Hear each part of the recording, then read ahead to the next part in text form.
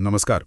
आज हम एक ऐसे शब्द पर बात करने वाले हैं जो काफी पुराना है, शक्तिशाली भी माना जाता है, पर जिसका नाम सुनते ही कई लोगों के मन में ना एक अजीब सी उलझन या कभी-कभी डर सा पैदा हो जाता है। शब्द है तंत्र। सवाल यही है कि भाई ऐसा क्यों है? हमारे पास जो सामग्री है लगता है किसी गहरे अध्ययन या शायद किसी लेख का हिस्सा है। आज हम इसी के आधार पर कोशिश करेंगे समझने की कि ये तंत्र, इसका असली मतलब क्या है, इसका इतिहास क्या रहा है और ये सब शुरू कहाँ से हुआ है। तो चलिए खोलकर देखते हैं इसे। पहला सवाल तो यही है, आखिर ये तंत्र है क्या भला? मतलब कोई सिर्फ रहस्यमयी चीज है या इसका कोई ठोस मतलब भी है? बिल्कुल, और ये सवाल बहुत जरूरी है। देखिए, शोध बताता है कि तंत्र शब्द संस्कृत की तन धातु से निकला है। तन धातु? हाँ, तन, जिसका मतलब होता है फैलना, विस्तार होना। तो मतलब शब्द के मूल में ही विस्तार का भाव छिपा है। श्रोत में एक श्लोक भी है जो इस बात को और साफ करता है। वो कहता है, तंत्रवायात तारयत यस्तु सह तंत्र परिकीर्तितः। अच्छा, इसका मतलब क्या हुआ? इसका सीधा सा मतलब है, जो चीज हमें जड़ता से, यानी एक तरह की रुकावट या अज्ञान कह लीजिए, उससे त्राण दिलाए, मतलब पार उतारे, मुक्त करे, वही तंत्र है। ओह, अच्छा, तो मतलब तंत्र एक तरीका हुआ, एक विधि जिससे हम अपनी सीमाओं से आगे बढ़ सकें, फैल सकें। बिल्कुल। जड़ता से मुक्ति, ये सुनने में तो काफी पॉजिटिव लगता है। हाँ, है ही। स्रोत के मुताबिक तंत्र वो कोई भी तरीका, कोई भी सिस्टम हो सकता है जिसे इंसान का आत्मविस्तार हो, जो उसे बेहतर बनाए, उसमें चेतना लाए। ये सिर्फ कोई पूजा पाठ या कर्मकांड तक ही सीमित नहीं है, समझ रहे हैं? स्रोत तो यहाँ तक कहता है कि मुक्ति, मोक्ष या जिसे निर्वाण कहते हैं, उसे पाने के लिए आप जिस भी सही विधि का इस्तेमाल करते हैं ना, उसे व्यापक अर्थ में तंत्र कहा जा सकता है। ये एक बहुत प्रैक्टिकल रास्ता है। और स्रोत ये भी कहता है ना कि ये सिर्फ किताबी ज्ञान नहीं है, मतलब इसे सिर्फ दिमाग से समझना काफी नहीं। बिल्कुल सही पकड़ा आपने। इसे अमल में लाना, अनुभव करना जरूरी है। हाँ, स्रोत इसी बात पर जोर देता है। ये जानने से ज्यादा करने और अनुभव करने की चीज है। वो विधि, वो प्रक्रिया ही इसका असली सार है। ठीक है, ठीक है, ये तो हुई इसके मूल अर्थ की बात। लेकिन फिर वो डर और भ्रम वाली बात कहाँ से आई? स्रोत में जिक्र है कि एक समय ऐसा भी था जब तंत्र को बहुत बदनाम कर दिया गया था। यहाँ कहानी में थोड़ा दिलचस्प मोड़ आता है ना? हाँ, बिल्कुल। स्रोत उस दौर का जिक्र करता है जो आज से करीब 200 से लेकर 1000 साल पहले का रहा होगा। उस जमाने में स्रोत के शब्दों में कहें तो अविद्या के साधकों की भरमार हो गई थी। अविद्या के साधक मतलब ऐसे लोग ज्यादा हो गए थे जो बिना सही ज्ञान और सही समझ के तंत्र का इस्तेमाल करने लगे थे। अच्छा, तो उन्होंने क्या किया फिर? उन्होंने क्या किया कि तंत्र के नाम पर लोगों को प्रभावित करने के लिए, आप कह सकते हैं, चमत्कार दिखाने शुरू कर दिए। जो चीज असल में लोगों के भले के लिए थी, उसे कुछ चालाक लोगों ने आम जनता को ठगने और उनका शोषण करने का जरिया बना लिया। ओह! स्रोत कहता है कि तंत्र का ये बिगड़ा हुआ रूप देखकर ही लोगों के मन में शक और एक तरह का डर बैठ गया। तो मतलब समस्या असल में तंत्र में नहीं थी, बल्कि इसका गलत इस्तेमाल करने वालों में थी। बिल्कुल। जैसे किसी भी शक्तिशाली चीज का दुरुपयोग हो सकता है, वैसा ही कुछ। बिल्कुल। स्रोत यही इशारा करता है, और इसी गलतफहमी और डर की वजह से ये उतना फैल नहीं पाया जितना शायद इसे फैलना चाहिए था। लेकिन ये जानना बहुत जरूरी है कि स्रोत पूरी दृढ़ता से कहता है, इन सारी गलतफहमियों के बावजूद तंत्र हर इंसान के लिए उतना ही जरूरी है जितना खाना, कपड़ा और घर। इतना जरूरी? हाँ, और ये सिर्फ पुरुषों के लिए नहीं, स्त्री पुरुष मतलब सबके लिए बराबर जरूरी है। अगर ये इतना ही बुनियादी और जरूरी है तो सवाल उठता है कि भाई इसका सही अभ्यास कैसे होता है? इसका प्रैक्टिकल तरीका क्या है स्रोत के हिसाब से? स्रोत के मुताबिक तंत्र का रास्ता बहुत प्रैक्टिकल है, बहुत जमीनी।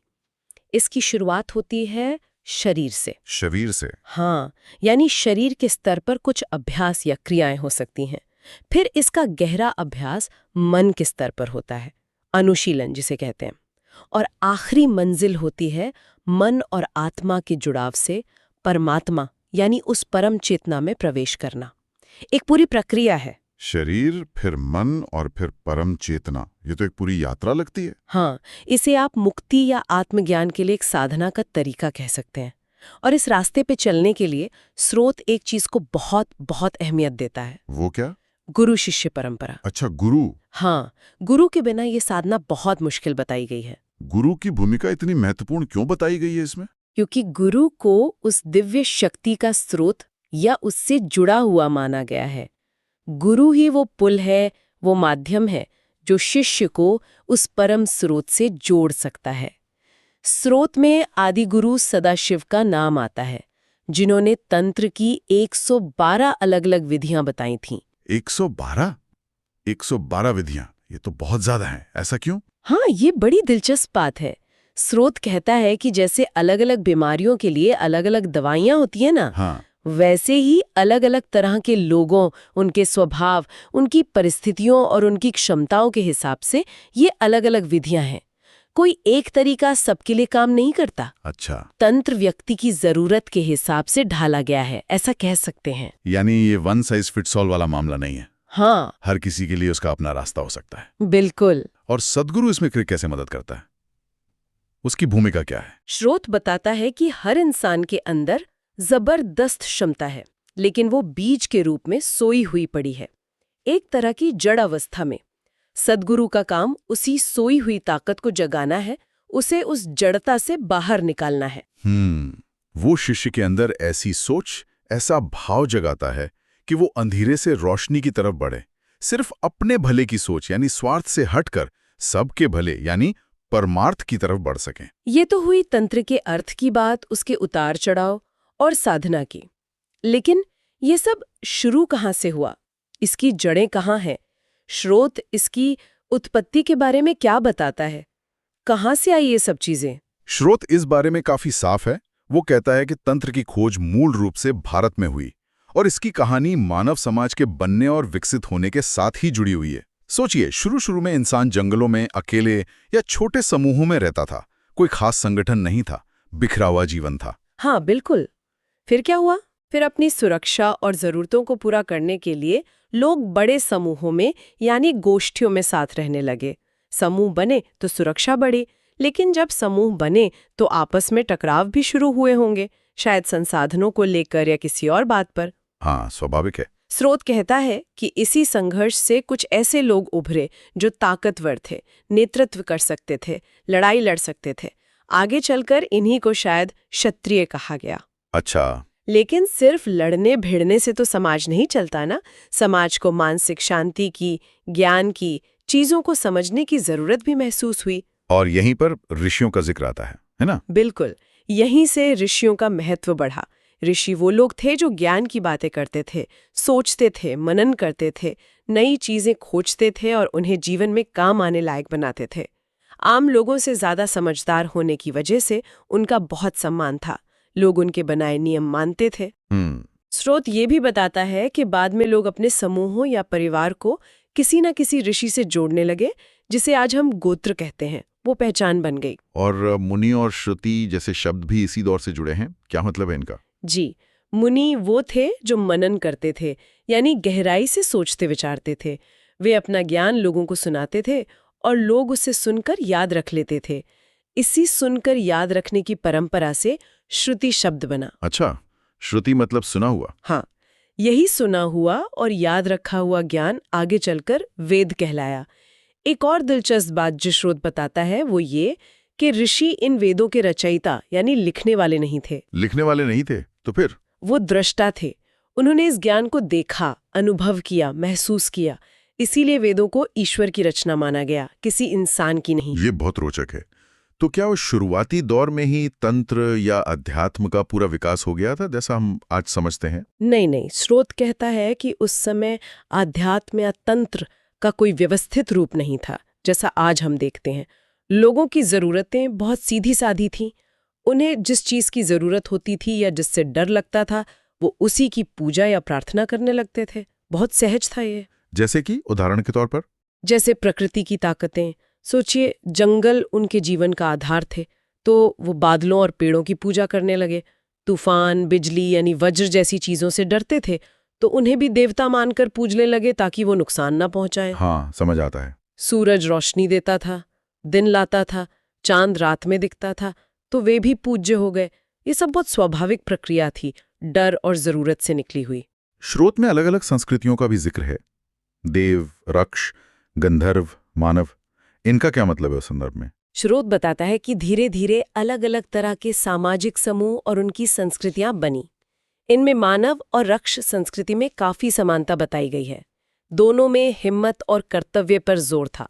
रक्ष संस्कृति के लोग बहादुर, नैतिक और रक्षा करने वाले माने जाते थे। रक्ष, जिन्हें बाद में राक्षस कहा गया। हाँ, स्रोत के अनुसार बाद में इन्हीं को राक्षस कहा जाने लगा।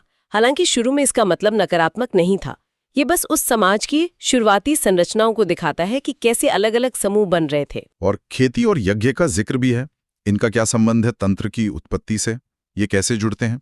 स्रोत पृथु नाम के व्यक्ति द्वारा खेती की शुरुआत का जिक्र करता है, जो मानव समाज के लिए एक बहुत बड़ा बदलाव था। हाँ, निश्चित रूप से। लेकिन खेती तो बारिश पर निर्भर थी। जब बारिश नहीं होती थी, सूखा पड़ता था, तो शायद लोगों ने सोचा कि यज्ञ करने से उसके धुएं से बादल बनेंगे और पानी बरसेगा। एक उम्मीद। यहीं से किसी अनजान शक्ति को खुश करने के लिए अपनी सबसे प्यारी चीजों की बलि या आहुति देने का विचार भी आया होगा। अच्छा, ये दिखाता है कि कैसे इंसान अपनी जरूरतों को पूरा करने के लिए प्रकृति और अनदेखी शक्तियों से जुड़ने के तरीके खोज रहा था। ये शुरुआती प्रयोग थे एक तरह से। और सुबह शाम की पूजा या स्तुति, उसका क्या कारण था? उसका भी कारण बहुत सीधा सा था। शाम होती, अंधेरा घिरता, तो जंगली जानवरों का, अनजाने का डर लगता था। इसलिए शाम यानी संध्या की स्तुति की गई, सुरक्षा के लिए। रात के अंधेरे और डर से बचने के लिए रात की देवी की स्तुति हुई होगी। और सुबह? और जब सुबह उजाला लाती तो खुशी और स्वागत में सुबह यानी प्रातःकाल की स्तुति की गई। ये सब प्रकृति के चक्र, इंसान के डर और उसकी जरूरतों से सीधे तौर पर जुड़ा हुआ था। ये वो शुरुआती कदम थे उन रास्तों को खोजने के, जिन्हें बाद में शायद तंत्र या अध्यात्म के अलग अलग रूपों में विकसित होना था। तो ये पूरी बातचीत तंत्र के असली मतलब से लेकर उसके इतिहास के उतार चढ़ाव, उसकी साधना का तरीका और फिर एकदम शुरुआत में मानव समाज की ज़रूरतों तक पहुंचना, ये सब हमें क्या सिखाता है? अगर हमें कुछ मुख्य बातें निकालनी हो इस पूरी चर्चा से, तो वो क्या होंगी? मेरे ख्याल से कुछ बातें बिल्कुल साफ उभर कर आती हैं। पहली, कि तंत्र का असली मतलब है जड़ता या रुकावट से मुक्ति पाना और खुद का विस्तार करना। ये एक विधि है, एक विज्ञान है। ठीक है। दूसरी, इतिहास में इसका गलत इस्तेमाल हुआ, जिससे भ्रम फैला, जिसकी वजह से आज भी कई लोग इसे शक की नजर से देखते हैं।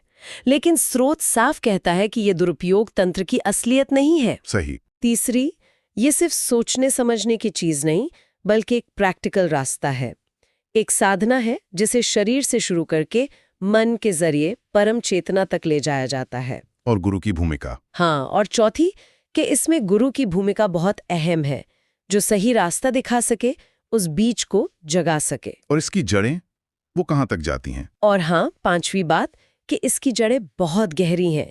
ये शुरुआती भारतीय समाज की बुनियादी जरूरतों, प्रकृति को समझने की कोशिशों और ज्ञान की एक सहज प्यास से जुड़ी हुई हैं। ये कोई बाद में गढ़ी गई रहस्यमयी चीज नहीं, बल्कि इंसान के विकास के साथ साथ विकसित हुई एक समझ है, एक तरीका है। बिल्कुल। और यहाँ एक आखिरी बात शायद सोचने लायक है, जो स्रोत से निकल कर आती है। ये स्रोत हमें दिखाता है कि कैसे खुद को और इस ब्रह्मांड को समझने के तरीके, ये पद्धतियाँ इंसान के समाज के साथ साथ ही पनपी। इनकी शुरुआत बहुत बुनियादी चीज़ों से हुई: डर, ज़रूरतें, प्रकृति को देखना और अपने होने को महसूस करना।